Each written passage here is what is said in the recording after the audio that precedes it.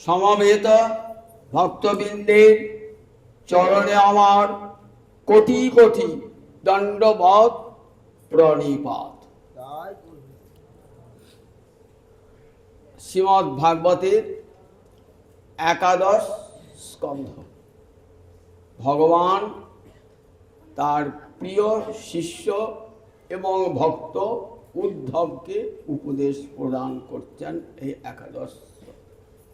সেখানে কত বিচিত্র কথা ভগবান উপদেশ দান করেছেন, সমস্ত প্রাচীন সব কাহিনী শুনে। কাহিনী থেকে আপনাদের শোনাচ্ছি নব যোগীন্দ্র সংবাদ। নব যোগীন্দ্র সংবাদ।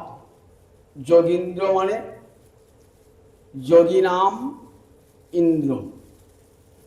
পৃথিবীতে যত যোগী আছে তাদের মধ্যে শ্রেষ্ঠ। যোগী বললে আমরা কি বুঝি? যে রাজযোগ করে, হঠযোগ করে, তাহলে কি বুঝি নাকি? বলে না, গীতা ভাগবতে ওইসব যোগীর কোনো কথাই নাই। গীতায় কাদের যোগী বলা হয়েছে?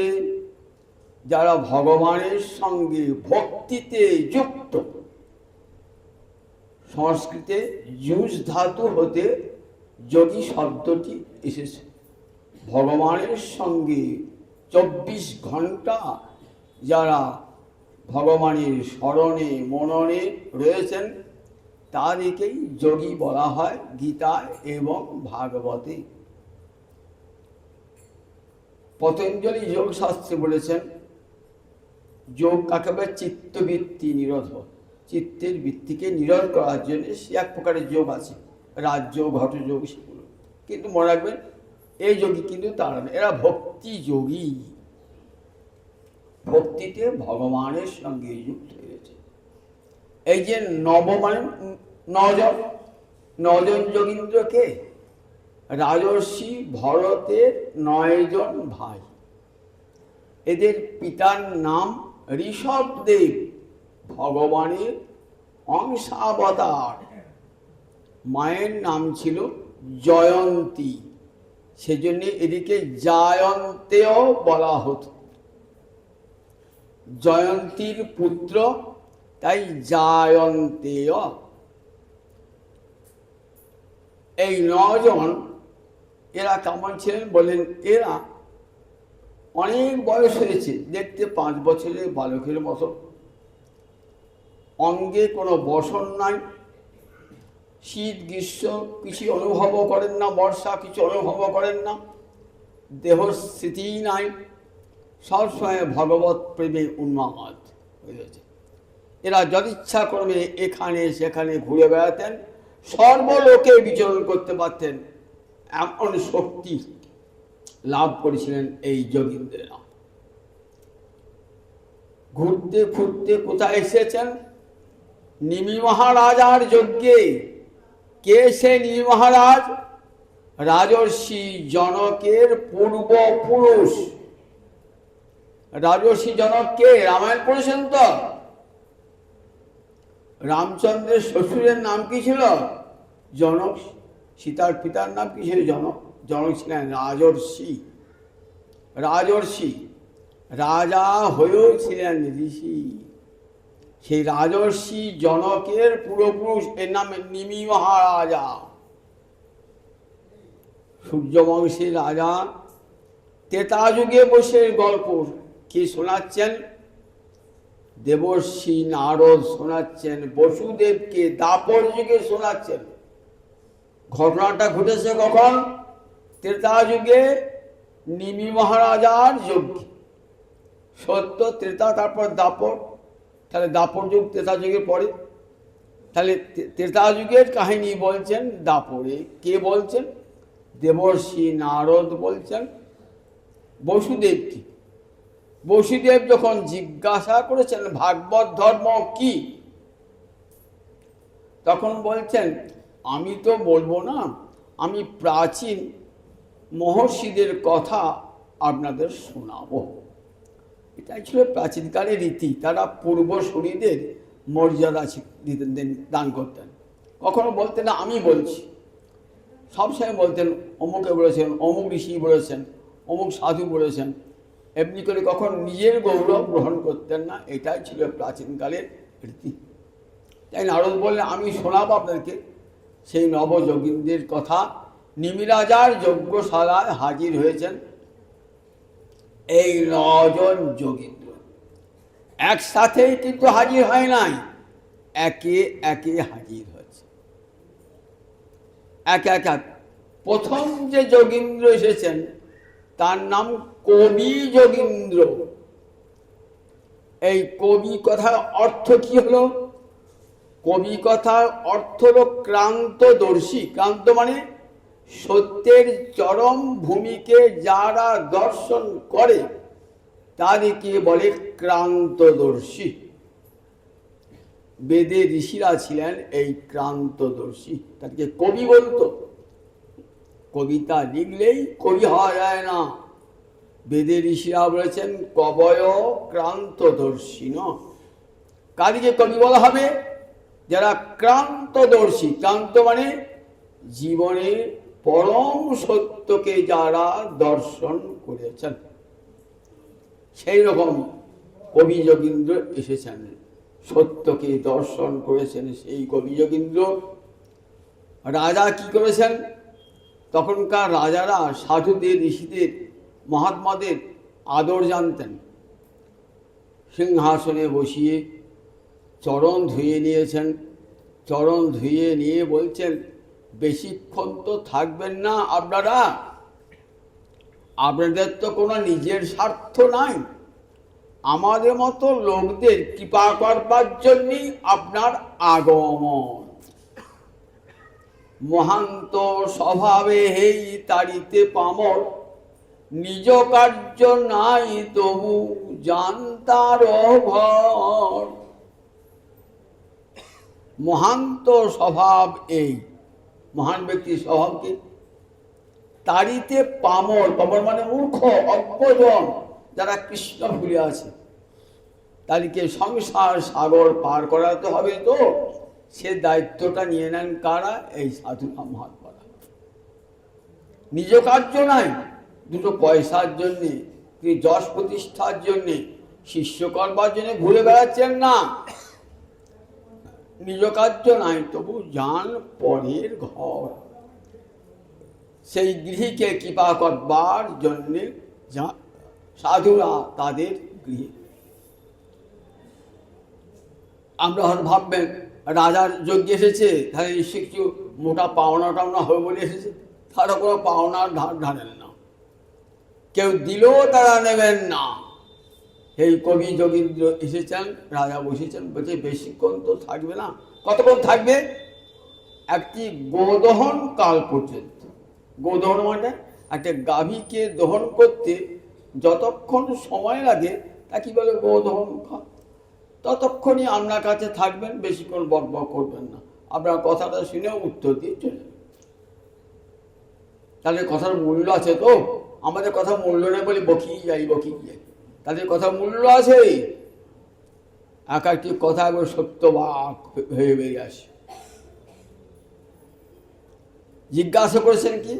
ধর্মান ভাগবতান ব্রত যদি ন শ্রুতয়ে ক্ষমম। খুব ভালো করে কান পেতে শুনুন। তত্ত্ব তো শুনতে ভালো লাগবে বিশেষ, তার তত্ত্ব কথা আমরা রসের কথা, লীলার কথা শুনতে ভালোবাসি, তত্ত্বের কথা শুনতে ভালোবাসি না। কিন্তু মনে রাখবেন, তত্ত্বটি না জানলে লীলারস আস্বাদিত হয় না। একটা উদাহরণ দিই। রাম রাবণের যুদ্ধ হচ্ছে তো, আর একটা অজ্ঞ সে বলছে রাবণের দুরাচারী রামচন্দ্রের অঙ্গে আঘাত করছে।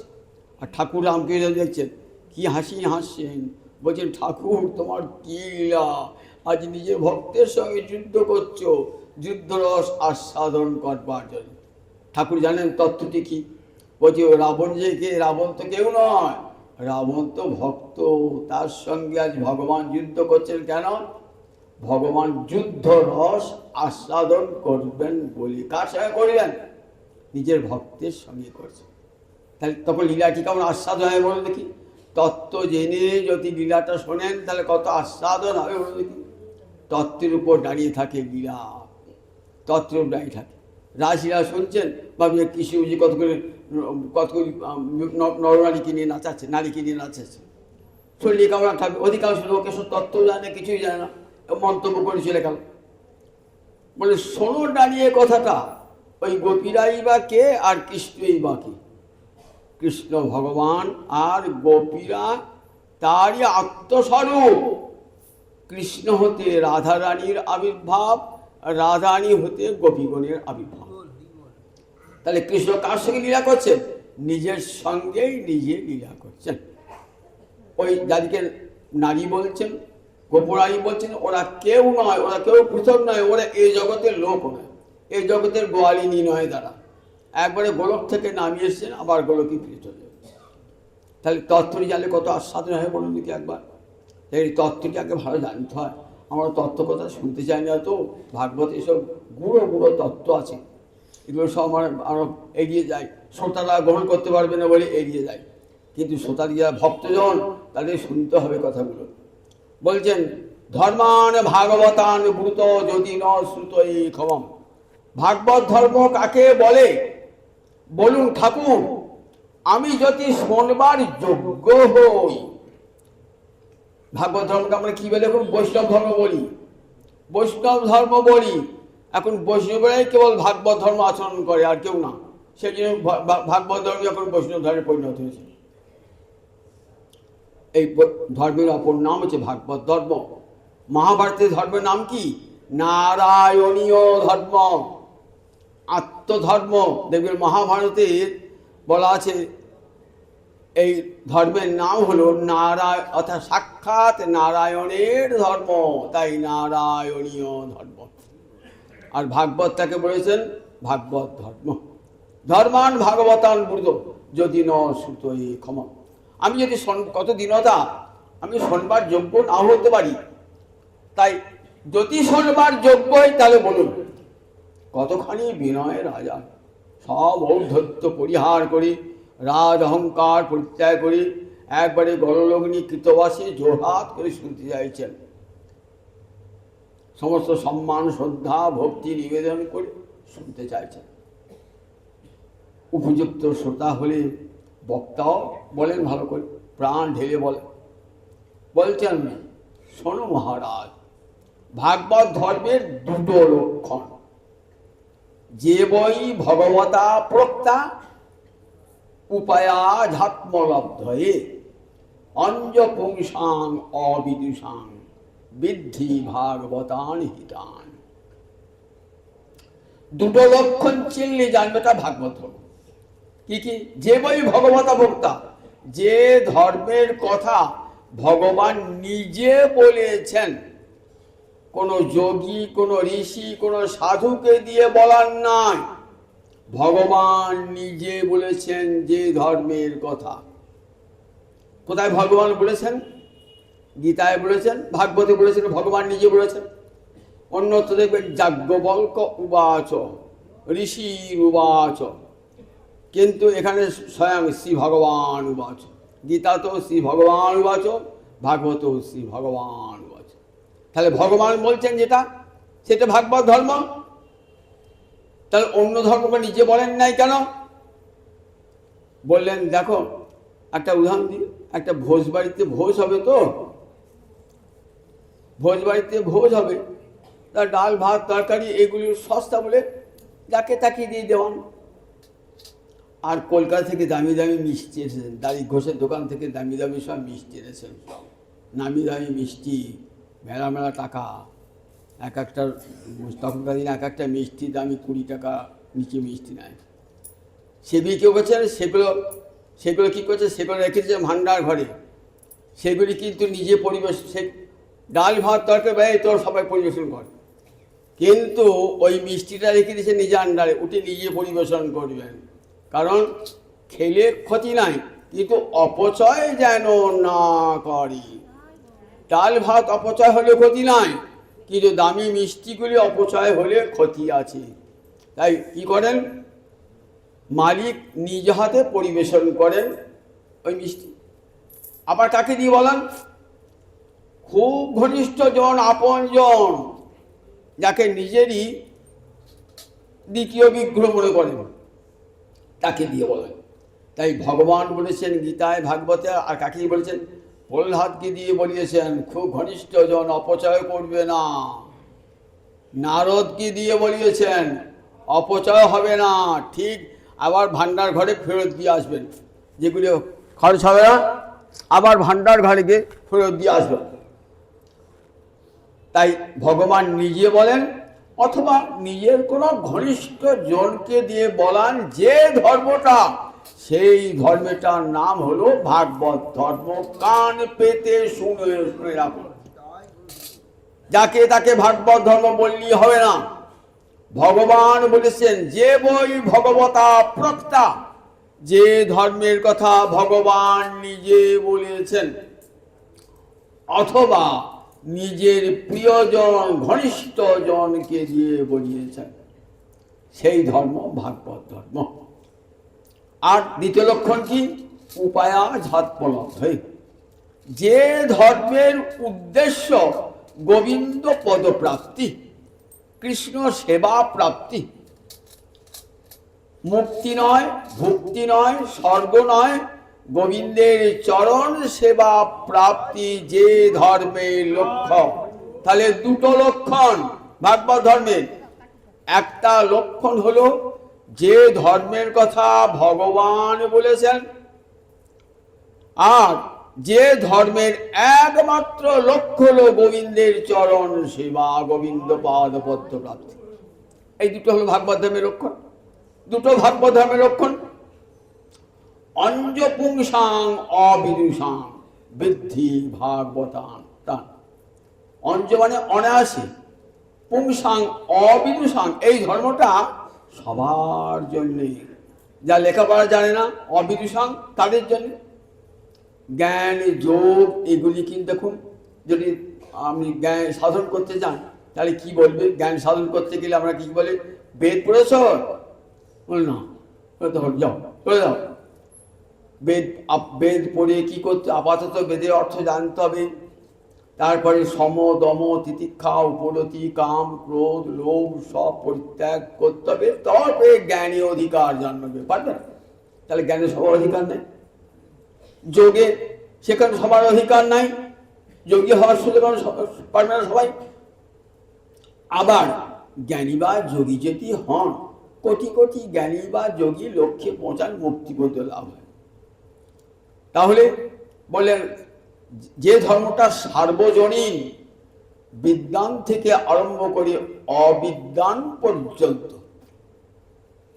ধনী থেকে আরম্ভ করে দরিদ্র পর্যন্ত, উচ্চপদস্থ রাজ কর্মচারী হতে একবারে মাঠের যে কোদাল চোপাচ্ছে সেও পর্যন্ত, যে ধর্ম তার অধিকারী, সেটা হলো সার্বজনীন ধর্ম। সার্বজনীন ধর্ম। একজন রাজাও হরিনাম করছেন, মাঠে যে কোদাল চালাচ্ছে, লাঙল চালাচ্ছে, সেও হরে কৃষ্ণ নাম উচ্চারণ করছে। এমন ধর্ম জগৎ পাবেন?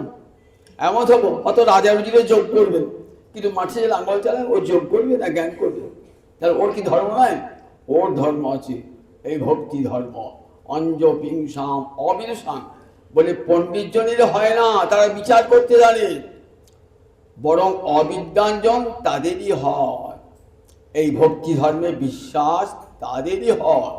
অঞ্জ, অঞ্জ মানে অনায়াসী, পুংসাং অবিদুষাং, অবিদ্বান জনের অনায়াসে সংসার সাগর পার হয়ে যায়। কিছুই জানতে হয় না, শুধু গোবিন্দকে জানলেই সংসার সাগর পার হয়। একটা গল্প শোনায়। একটা গোয়ালিনী একটা নদী পার হয়ে এক পণ্ডিতের গৃহে রোজ দুধ নিয়ে যায়। আর দেখেন পণ্ডিত মশাই তার শিষ্যগণকে কি বোঝাচ্ছেন। গোয়ালিনী দুধ দিয়ে চলে আসে। সে অত খবর টাকা লেখাপড়া করে কিছুই যায় না, দুধ গরু দোয়া আর দুধ বিক্রি করা, এই তার জীবিকা। একদিন কি মনে হয়েছে যে আচ্ছা কি বলেন পরিবার শুনি না, শোনার তো অধিকার আছে, জানি না জানি, পাশে এক পাশে বসেছে, শুনছেন হরিনামের মহিমা, যে কৃষ্ণ নাম প্রত্যেকের সংসার সাগর পার হয়ে যায়। হনুমান জয়রাম জয়রাম বলতে বলতে পার হয়ে গেল সাগর, আর রামচন্দ্রকে সেতু বন্ধন করতে হলো। স্বয়ং নামই পার হতে পারলো না, তাকে সেতু বন্ধন করতে হলো। আর হনুমান জয়রাম বলে লাভ দিয়ে সমুদ্র পার হয়ে গেল। দেখেছেন তাহলে হরিনামের কেমন মহিমা। অজামিল তার নিজের ছেলের নাম নারায়ণ রেখেছিল। মরবার সময় বাবা নারায়ণ আয় রে কো ডাকছে, দেখেছো তো? নারায়ণ বলছে যাও যাও যাও, আমাকে ডাকছে। তোমাকে ডাকে নাই, কাকে দাও? নিজের ছেলেকে ডাকছে। নামটা তো আমার নারায়ণ, নামটা তো আমার, যাও। 4 অক্ষরের নারায়ণ নাম। ছুটে 4 জন বিষ্ণুদূত এসে হাজির। জমা ছুতে পারল না, মৃত্যু হাত থেকে রক্ষা পেয়ে গেল। হরিদ্বারে বসে হরিনাম করতেন। আমি তো আদর করে জেনে নাম করি নাই, আমার ছেলের নাম বলেছি, তাতেই এত ফল। অনাদরে হরিনাম করলে এত ফল, তাহলে আদর করি হরিনাম করবে, দেখবো আর কি হয়। তাহলে নামে কেমন মহিমা বলুন তো একবার। নামে অঞ্জপুংস। তখন শুনতে শুনতে সেই গোয়ালিনী তন্ময় হয়ে গেছে, কোনোদিন শোনেন নাই, আজ প্রথম ভাগবতে আসলে বুঝেছেন। সে সরল বিশ্বাসে হাঁ করে শুনছেন। এদিকে 8টা পেরিয়ে গেছে, আর তো খেয়া বন্ধ, আসা যাবে না। এইবার এসেছেন তখন 8টা 15-20 বেজে গিয়েছে। এইবার নদীর ধারে দাঁড়িয়েছেন, একটাও নৌকা নাই। তাহলে কি করবেন গোয়ালিনী? ভাবছেন, পণ্ডিতমশাই বললেন যে কৃষ্ণ নামে সংসার সাগর পার হয়ে যায়। সাগর তো বিরাট, সেই সংসার সাগর আমাকে বলছেন, সাগর তো বিরাট, আর হনুমান লাভ দিয়ে সাগর পার হয়েছে, তাহলে একটা ছোট নদী পার হতে পারবো না? তখন জয় শ্রী হরি হরিনাম হরে কৃষ্ণ করতে করতে নদীর জলে নেমে পড়েছে। নদীর জলে নেমে পার হয়েছিলেন, ভয়ও নাই, কিছুই নাই। পরের দিন যখন গিয়ে পৌঁছিয়েছেন, পণ্ডিতমশাই বলছে, হ্যাঁ রে, তো গতকাল তো অনেক দেরি করে গেলি, তার নৌকো পেয়েছিলি? না না পণ্ডিতমশাই, নৌকো তো বন্ধ হয়ে গেছে, আমি গিয়েছিলাম 8টা 15 8টায় নৌকো বন্ধ হয়ে গেছে। তাহলে কী করে গেলি? কেন পণ্ডিতমশাই, আপনি যে বললেন হরিনামে সংসার সাগর পার হওয়া যায়, আমি হরিনাম করতে করতে ওই নদী পার হয়ে, সংসার সাগর পার হওয়া যায়, সাগর পার হওয়া যায়, নদী পার হবে না? আমি নদী পার হয়েছি। পণ্ডিতমশাই অবাক হয়ে গেলেন যে আমি তো পাণ্ডিত্যের দ্বারা বোঝাবার চেষ্টা করছি শ্রীমদ্ ভাগবত, লোকের কাছে বলে বেড়াই, কিন্তু নিজের তো বিশ্বাস নাই। আর ওকে গোয়ালিনীও পড়াও জানে না, কিছুই জানে না, অবিদুষী, লেখাপড়া কোনোদিনই শেখে নাই, কখনো জানে না, কিন্তু আমার কথায় কি দৃঢ় বিশ্বাস, ভাগবতের কথায় কি দৃঢ় বিশ্বাস। দেখো পার হয়ে গেল, নদী পার হয়ে গেল।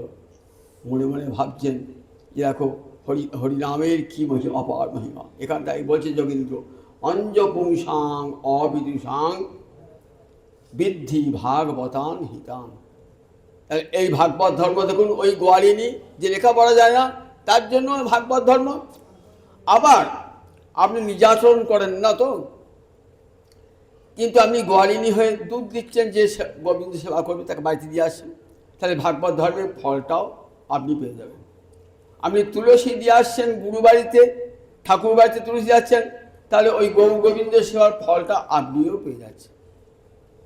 আপনি ফল কিনছেন, ফল কিনে গোবিন্দকে, গৌর হরিকে গোবিন্দকে দিচ্ছেন, ওই ফলটা আপনি নিবেদন করেন নাই, পুরো নিবেদন করবেন, কিন্তু ফলটা আপনিও পেয়ে গেলেন। এমনই এই ভগবত ধর্ম এতখানি ব্যাপক, নিজে না করলেও যারা করে তাদেরকে সাহায্য করলো, এই ভাগবত ধর্মের ফল পাওয়া যায়। অঞ্জপুংসাং অবিদুষাং বললেন, এই পথ যান আস্থায় নররাজন ন প্রমাদ্যেত কর্হিচিত, নেত্রে নিমিল্ল ধাবন ন স্খলেত ন পতেত। যোগীন্দ্র বলছিলেন, মহারাজ দেখুন মহারাজ, এই ভক্তির পথটা কেমন জানেন তো? বলে যান আস্থায় নর রাজন ন প্রমাদ্যিত করে। এই পথটা ধরে যদি কেউ অবলম্বন করি, কেউ চলেন, তাহলে কি হবে? বলে কোনোদিন কোনো ভুল ত্রুটি হলেও কোনো অপরাধ হবে না। আপনি সংকল্প করেছেন 24 ঘন্টা হরিনাম করব, কিন্তু করতে করতে পারলেন না করতে, অপরাধ হবে? বলে না, নাম তো একবার করলেই ফল হয়ে যায়, কিন্তু যজ্ঞ করতে বসে যদি যজ্ঞটা আধখানা না করেন, আধখানা করলেন, বললেন দেখো কি হবে? তাহলে আপনার অমঙ্গল হয়ে যাবে। যজ্ঞের মন্ত্র যদি ঠিক মতো উচ্চারণ করতে না পারেন, তাহলে যজ্ঞের উচ্চারণ না করতে পারে, যজ্ঞের ফল তো হবে না, উপরন্তু অমঙ্গল হয়ে যাবে। যজ্ঞে যে দ্রব্য আহুতি দান করবেন, সেটা যদি ত্রুটিপূর্ণ হয়, তাহলে যজ্ঞের ফল আপনি পেলেন না। আপনি বাজারে ডালদা ঘি এনে ঢালছেন, আহুতি দিচ্ছে, অগ্নয়ে সাহা বললে ও নিল না অগ্নি, দেবতাদের কাছে নিয়ে যাবে তো, বলে ও ডালদা ঘি চলবে না, ওখানে চলবে না। বললেন কোন ঘি যায়? বলে দেখো এক হোম ধেনু থাকতো ঋষিদের, সদ্যজাত গৌরস, আগের দিন রাত্রে দুধ হয়েছে, সেখান থেকে ঘি হয়েছে, সেই ঘি দিয়ে যজ্ঞ করতে হবে। তাহলে দেখুন কত, যে কোনো মুহূর্তে ত্রুটি ঘটে যেতে পারে। আপনি এই যজ্ঞ করেন, যে কোনো মুহূর্তে ত্রুটি ঘটে যাবে। তাহলে এতে কত ত্রুটি আছে, করতে গেলে মঙ্গল থেকে অমঙ্গল হয়ে গেল। বললেন তাই দেখো, এই ভাগবত ধর্মে যান আস্থায় নর রাজন ন প্রমাদ্যিত করেছি। সামান্য ভুল ত্রুটি যদি হয়েও যায়, তাতে কখনো কোনো অপরাধ হবে না।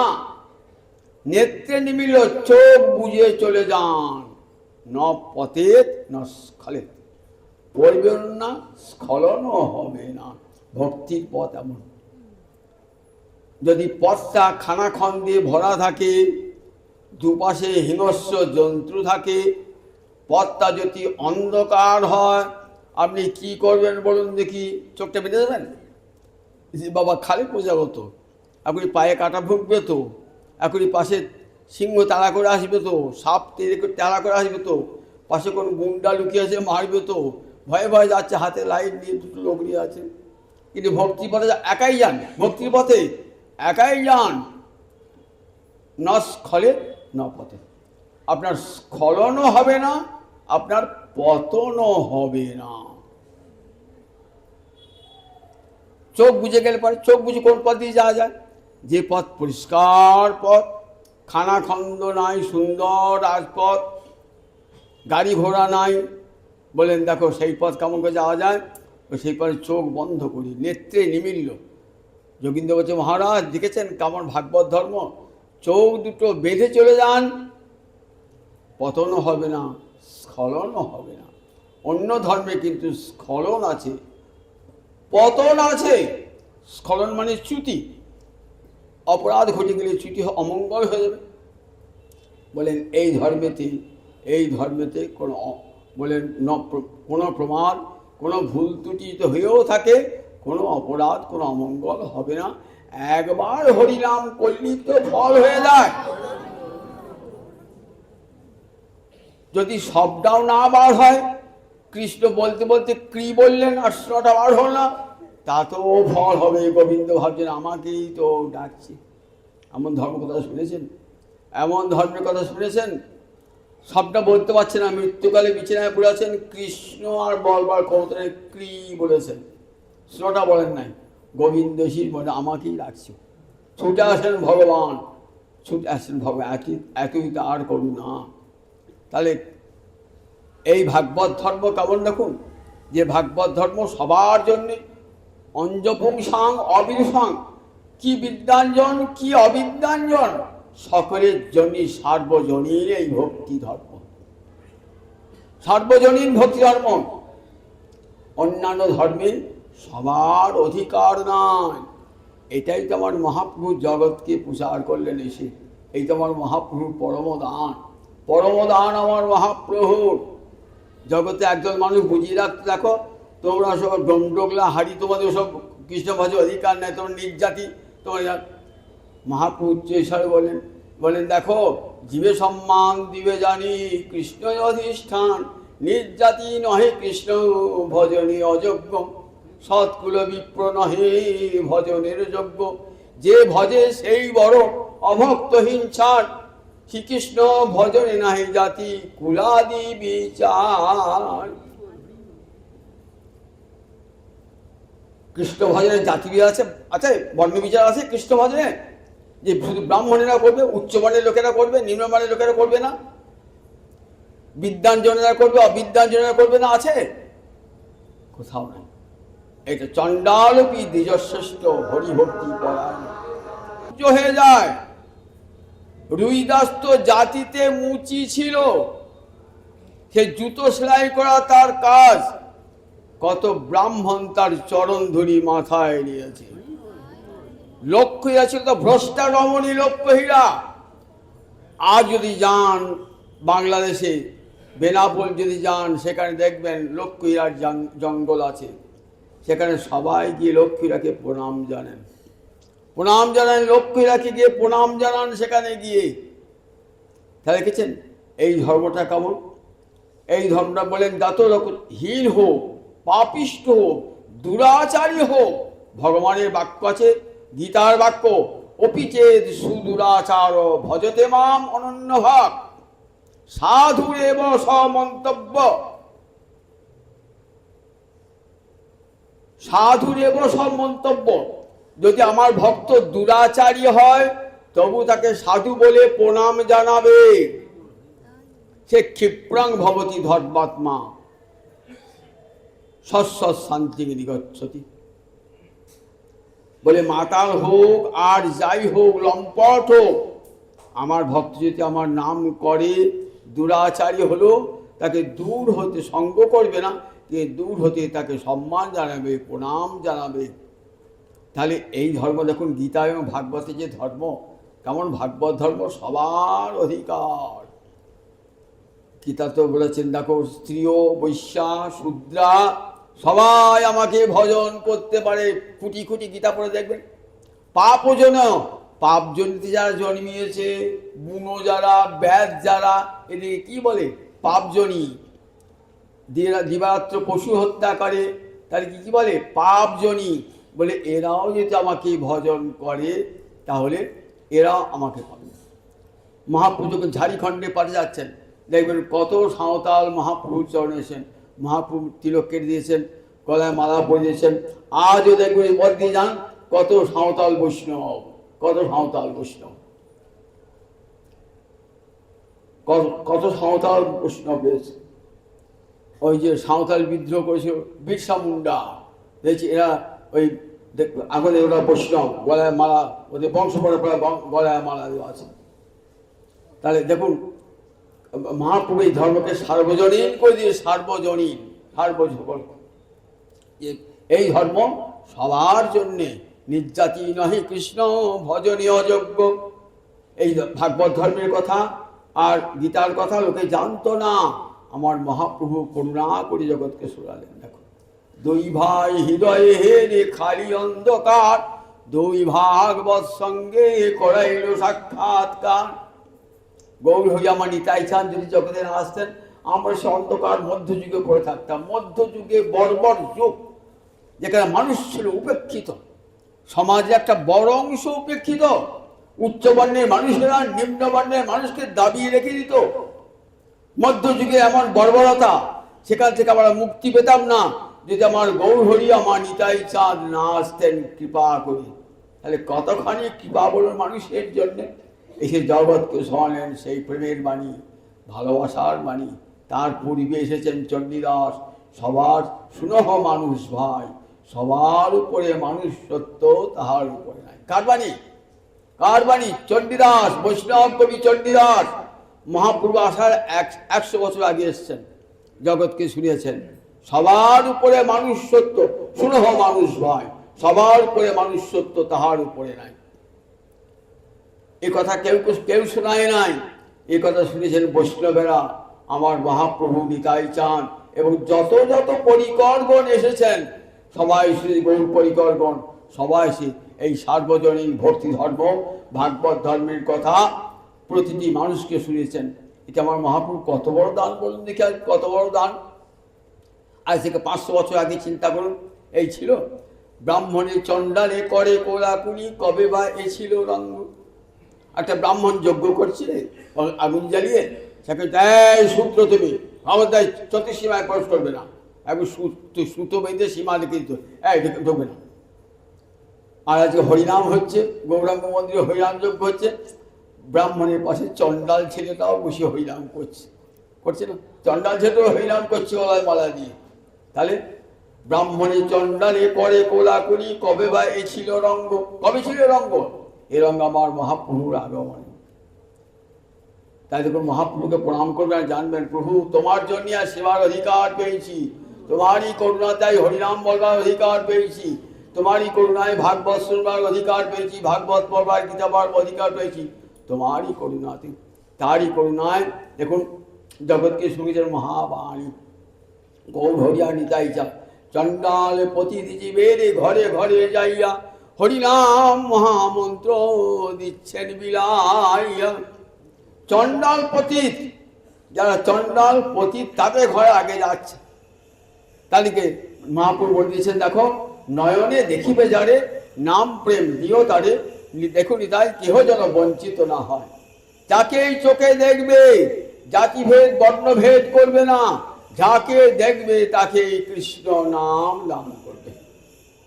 আমার নিতাই চান গৌর হরির অভিন্ন কলেবর, তিনি জগৎ জীবের দ্বারে দ্বারে চণ্ডাল প্রতিজীবের ঘরে ঘরে যাইয়া হরিনাম মহামন্ত্র দিচ্ছেন বিলাইয়া। বলে হরিনাম, এর চার বড় যজ্ঞ কি আছে? আর কি যজ্ঞ করবো? ঘি ঢেলে? বলে না, নাম যজ্ঞের উপরে আর কোনো যজ্ঞ নাই, সার্বজনীন যজ্ঞ নাম যজ্ঞ। বলে এই নাম যজ্ঞ ঘরে ঘরে হবে, হাতে হাতে তালি দিয়ে হরে কৃষ্ণ কৃষ্ণ কৃষ্ণ হরে হরে, হরে রাম রাম রাম, হাতে তালি দিয়ে করুন। প্রত্যেকের ঘরে ঘরে নাম যজ্ঞ হবে, কোনো একটি জায়গায় নয়, সর্বত্র হবে জয়নিতাই জয়নিতাই। 8টা বেজে গেছে, আবার পরের দিন হবে জয়নিতাই।